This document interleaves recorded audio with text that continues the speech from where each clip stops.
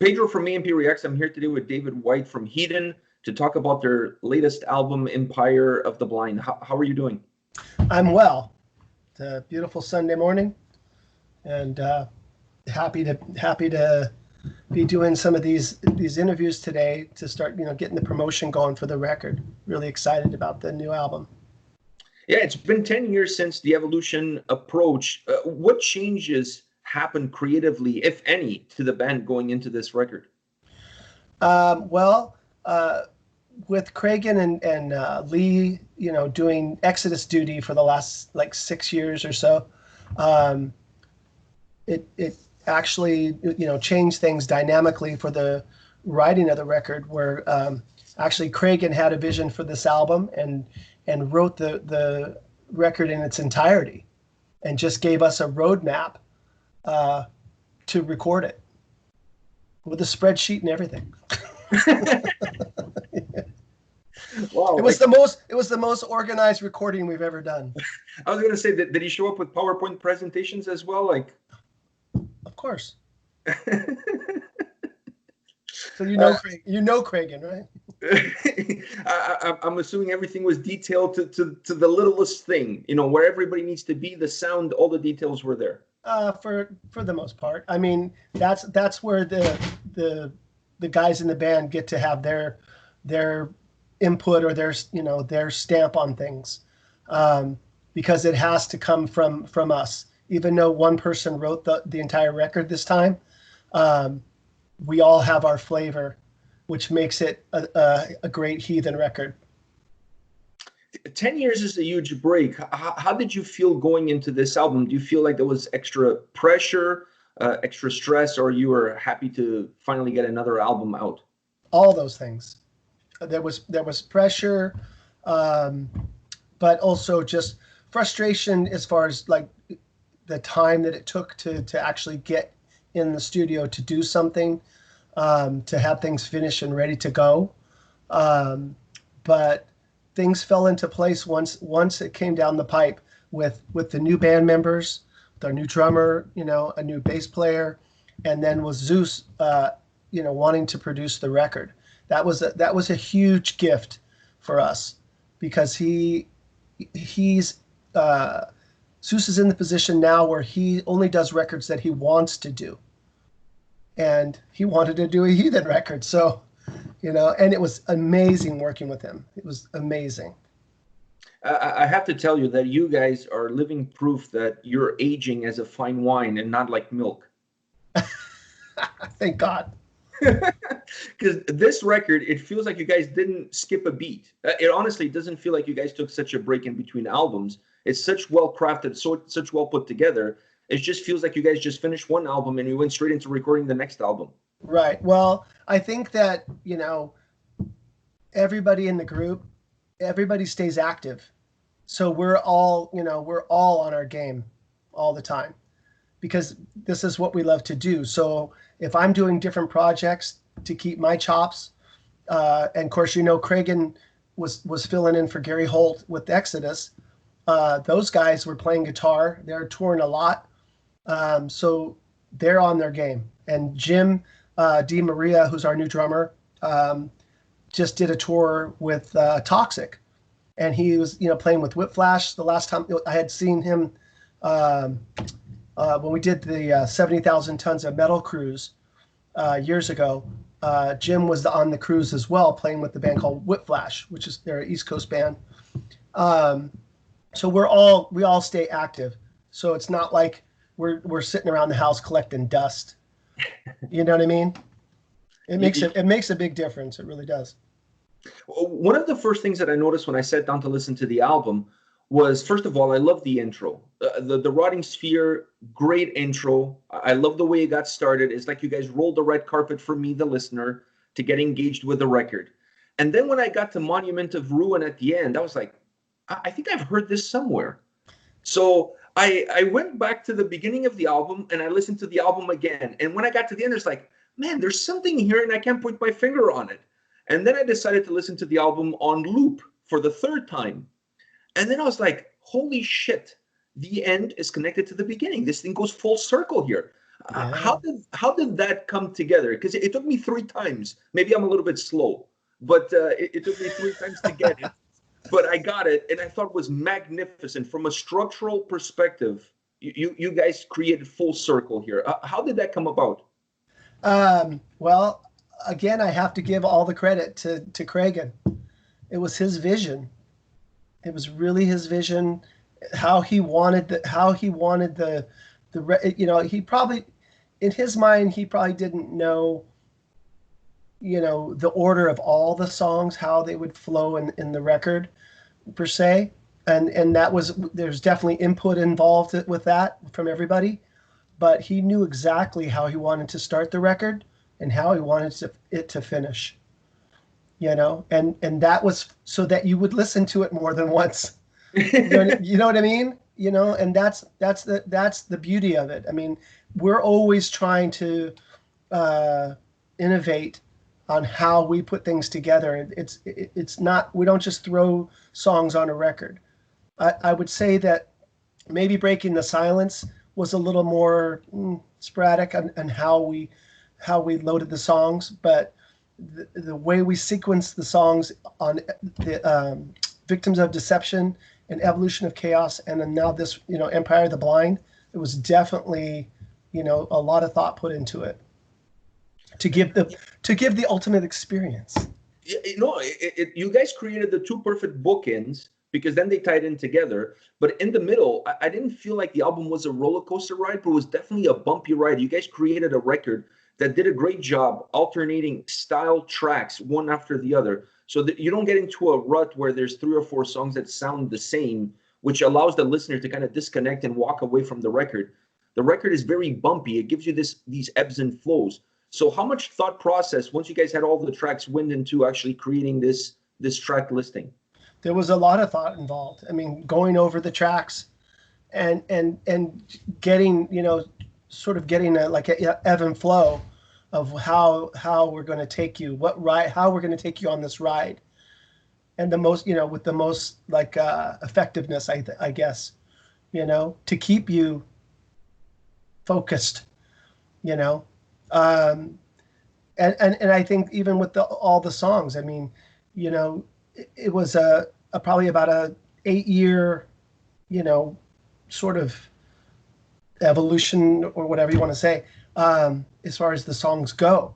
And so they just happen to be very different. Each song is very different. But what's cool is when you get into the whole recording of it and the mix of it, they definitely work together, because the mix and the sounds of everything are there together. But the songs are very different, and they take you places for sure. Yeah, I felt that you guys created an album that has a uniqueness. Each song has its own fingerprint, but almost like a cook, you had the same ingredients. It's just how you mix them were different from track to track. So that allowed the album to stay connected, to have that red line all the way through, but still be different on every single song. Yeah, well, we're just really lucky. Well, you guys did a magnificent job from that perspective, and from the vocals as well. I didn't feel the vocals was a one-size-fits-all approach across the record.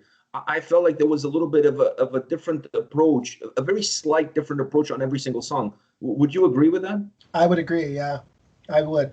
And, once again, I mean, Cragen had a vision, but then when we go into the studio, or actually when I'm listening to the songs, preparing to go into the studio, it's like listening to things, because actually Cragen laid down tracks. He laid down vocal tracks of how he felt like the melody should go. And there's things where I listen to it and I go, for me as a singer, I would never do that.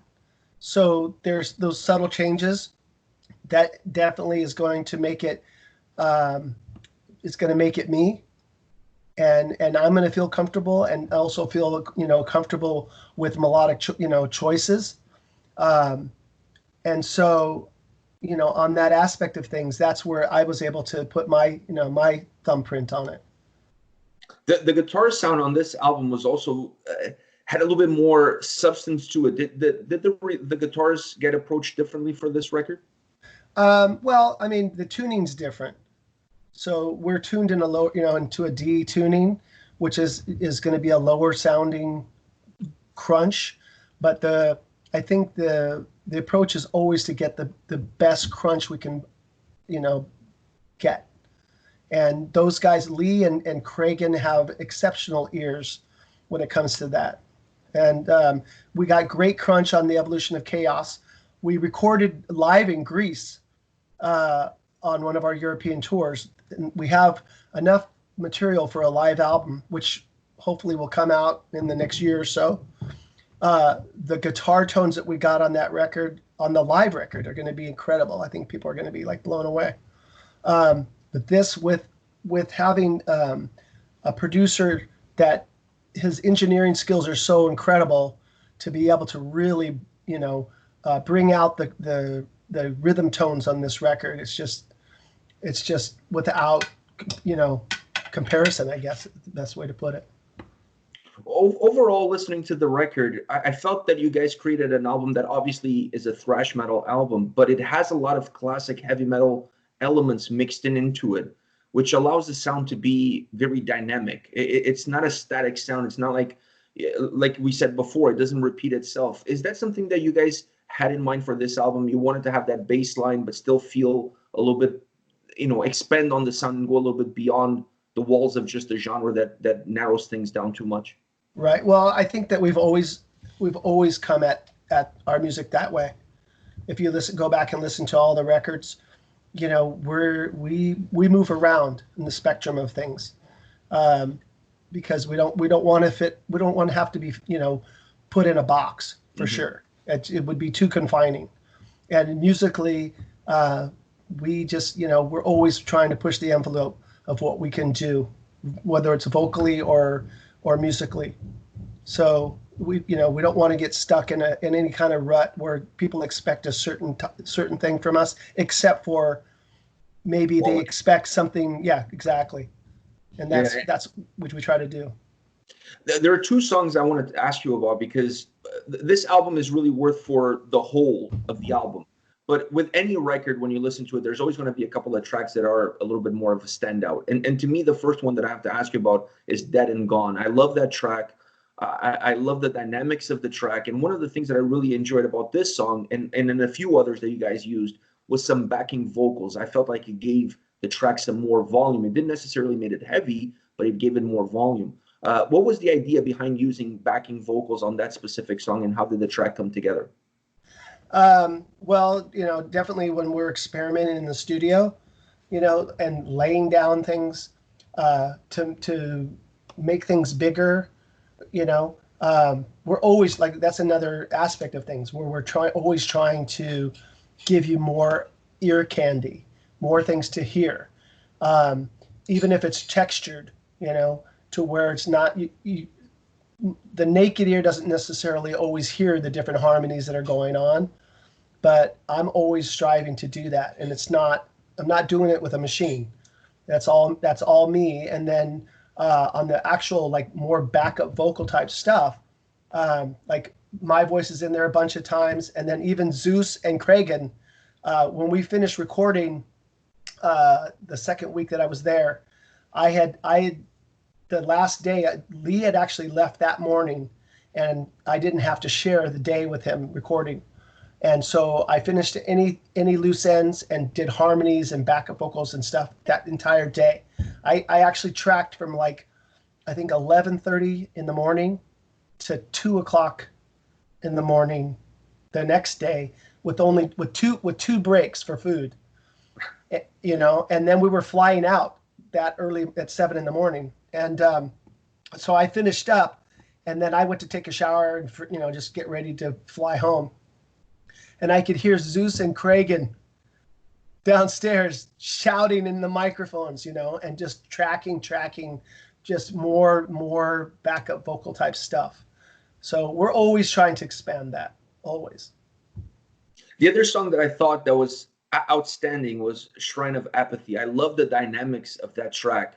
And perhaps the only thing that I would wish is that song would come more into the middle of the track listing overall. It's a little bit deeper into the record, but I love how the song is put together. How did you guys constructed that track? Well, First of all, I totally agree with you. I was a little bit, I'm going to be honest with you. I was a little bit worried about saying what I just said because I didn't know how you were going to take it. But I No. felt that if it was in the middle of the record, a little bit more towards the middle of the record would give the perfect dip, and then the incline again as the record goes into the second half. But I didn't want to say anything because you never know. You're the artist. I didn't know how you were going to take it. Well, no, I totally agree. It's my favorite song on the record, and I felt the same way. I was like, Craig, and that song should be. He's like, well, blah blah blah. You know, he has his, you know, his way of like, oh, this is how I wanted this and that, and you know, when it's like when an artist has a vision for things, you just have to sort of move aside and let them, you know, see it through how they see it. And that song, you know, it's like the last song on the last record, Silent Nothingness. It's the last song on the album, and it's one of those things where it's like, well, it's there, but it's such a killer tune, but it's got such an epic ending and everything. So it just has its way of, you know, falling into place. But as for constructing that one, you know, how it evolved in the studio, vocally, all those things. I mean, we're looking at, you know, how the vocals are in the beginning, where I'm singing in a lower tone, and the body of that, and messing around with it to where, you know, like, oh, should we try this? You know, like doubling the vocal or putting a harmony here or there, you know, and it's like on the main vocal, it sounded so good naked. It's like, why would you put another track on there? It doesn't need it. It has to be that way. So it's, you know, as you're building these songs, and especially with that one, and that's why it is my favorite, because it, for me, vocally, it shows so many different aspects of my voice and my vocal range. And it was tough too, because some of the high harmonies at the end, you know, it was like, whoo, here we go, you know. But it was really just, you know, like with every song, I mean, it's a, you know, labor of love, I guess you would put it. And when you're working with somebody like Zeus, who understands what we're trying to do and has his input to make it better, you know, you just can't go wrong. It felt that track that you added a little bit of emotion into the delivery, and it became almost like a song that carried a lot of emotional baggage with it. And that's one of the reasons I really connected with it. It's so dynamic, it's so beautiful, so well constructed, and you gave us so much of yourself within that track, but you feel like there's this extra emotion with it. You think so? I absolutely do, and because it resonated with me as well, you know, and even when I listen to it, it's I mean, even just thinking about it, it's kind of emotional, you know, for me, because it's, you know, it's, the song has so much meaning, but the words are intense, and what is being conveyed, and I can resonate with that. You know, that's like it's like a weird connection between minds, you know, where I didn't write it, but I could have, you know what I mean? It could have come from somewhere, you know, because if you look back at the body of work that I've done, you know, this is sort of this album, even though I didn't write anything lyrically, Kraken took the wheel and just took that Heathen way and brought it. And it was an honor to get behind the microphone and give it everything I had, you know. And I sang that song, you know, just working on it for a couple months and just really trying to just get the feel, you know, the feel of it and where I wanted to take it. And I'm glad that you know, that you felt that, because, I mean, every time I do something, I mean, I give it everything I got. Yeah, it almost feels like it's one of those songs that it felt as a listener that it was written for me. Like, you know what I mean? Like, Wow. it had that impact, and that's why I don't want to harp on it, but that's why I felt it should have been moved up in the track listing, because it's such a unique track within the record. There's no other song that even comes close. So that song has such a unique way of being constructed. It has such a unique emotional baggage to it that afterwards I was like, how do I continue? You know, like Right. it's like I needed a little bit of 2 or 3 tracks to allow me to build back up again, and then the album closes. You know what I'm saying? So Oh yeah. No, that's why I thought they should have moved up. well, I have, what's funny is that um, on my PC, I have the master tracks, but because I can't put it like on my phone. I'm listening when I listen to the material. I'm listening to it on my phone with headphones or whatever, and it's the final mixes, but not mastered, and so the order's kind of whatever. It's not sequenced. Mm-hmm. And so I haven't had that experience totally. Only one time. I only listened to the whole record sequenced on the computer the one time, but it was just kind of like I don't want to sit and listen to the whole album like that. I need to be moving. I need to be like on my bike or you know what I mean? Mm-hmm. I can't just sit there and just listen to it. So the sequencing part of it, I need to experience that more to feel what it feels like for you, for the listener, but I know that song, like I said, is my favorite. And truthfully, I would have liked to seen that song maybe be one of the singles that came out. But the label, we like this one. This is what we feel should go. And there's, we all talk about it and debate where it's going to go. But there's 5 of us, and then there's the label, and we all have to compromise somewhere. Yeah. It's a tough decision because the album is strong from top to bottom. I mean, really, you can. I can close my eyes and pick any song. You're not gonna find a wrong single to release. Right. So it's always a hard choice because you also want to give the fans an idea with the singles of what to expect from the record. So it's a hard thing to balance. But I really feel like this is a song that's going to resonate with a lot of people. I hope so. It just has all the necessary ingredients. And that makes me think about what you just said in terms of you not writing the material as far as the lyrics are concerned for this record. Does that add a different level of complexity on how you approach it versus something that you wrote yourself? Oh, well, it's just different. It's different. It's, when I've, the stuff that I've written before, I mean, I just know it. You know what I mean? It comes from me. So it's an adjustment, when you're coming at it from somebody else's perspective. So, even just like syncing the songs in your head, it's a different animal for sure. And we've never done it this way, but the first record, the song Death by Hanging was written by Ed Boole. And then Set Me Free, of course, was written by Sweet. So that's a couple songs there. Kill the King off of Victims of Deception. Of course, that's a rainbow song. It's just different than when you actually have a feeling or something you want to say. But with this record, I think Cragen, captured just the mindset of Heathen. So it wasn't like a far cry. Mm-hmm. It was just like, oh shit, wow, okay, here we go with that. And then and even listening to it in the beginning, like listening to his vocal tracks and just going, and then as I'm like reading through the tracks, reading through the lyrics and singing along and going, and hearing how it's going to sound when I'm doing it, then it's like these endorphins start opening up. It's like, oh, okay.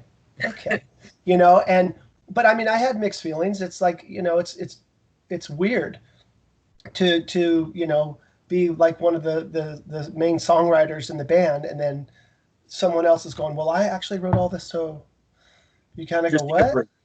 Yeah, but it's hard. I don't know if it's ego or just like okay, it's almost like you're protective of your baby, Yeah. like, well, what's going on? Someone else is trying to, but he's such a part of the group that you just have to kind of move out of the way. And it was funny because I did the Toxic Vault talk with Zetro, with Steve Souza, and I think it was, I don't know if it was on the program, but just when we were talking, because we're friends, and we were talking about it, like, oh, Craig and this and that, and I think it was before I recorded the record, and we were just having that discussion about, how weird it is to do a new record and somebody else wrote, all this stuff, and he's like, Cragen's awesome, just let him do it, Dave, he's like, he's amazing. And it's like, you're right.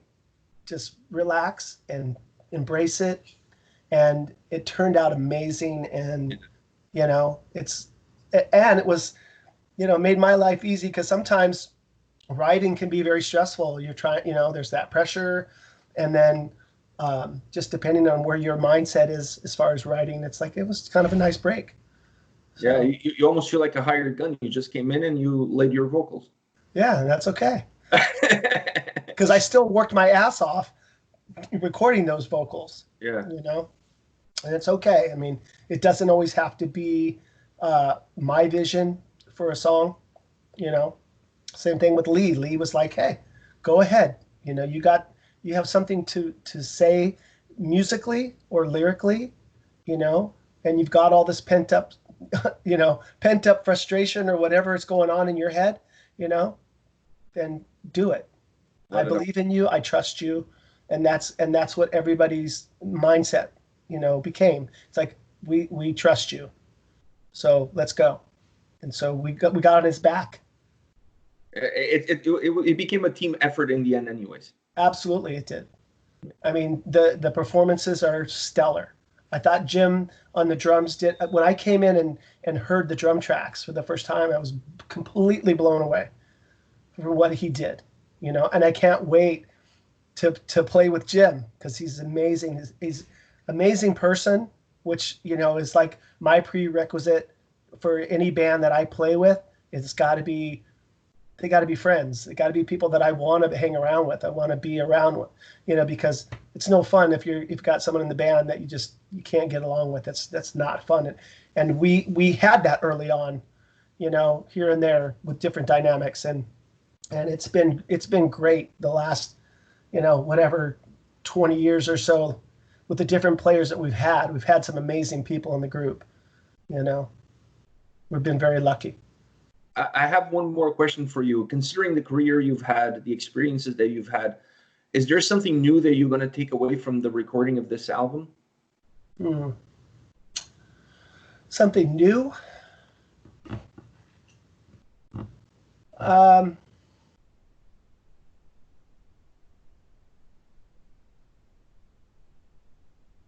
That's a good question. I don't know. It'd be a good question. What's that? I was hoping it would be a good question. It's a good question. It's kind of stumped me, because it's to think of, like, because it's a weird perspective to think, like, what is something new that I'm taking from that. I think it's just, like I just said before, it's just trusting everybody and trusting everybody else's creativity, and vision, for Heathen, and being able to let go a little bit, but also, to just write with the fire for the next record, because that hopefully we can, not wait another 10 years for the next record.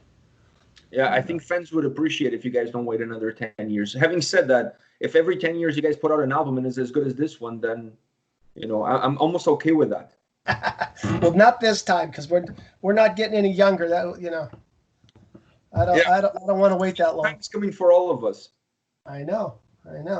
Yeah, it's tough. Well, David, I want to thank you for your time, and I want to congratulate you on the album. Absolutely magnificent. For those that are not aware, the album comes out September 18th on Nuclear Blast.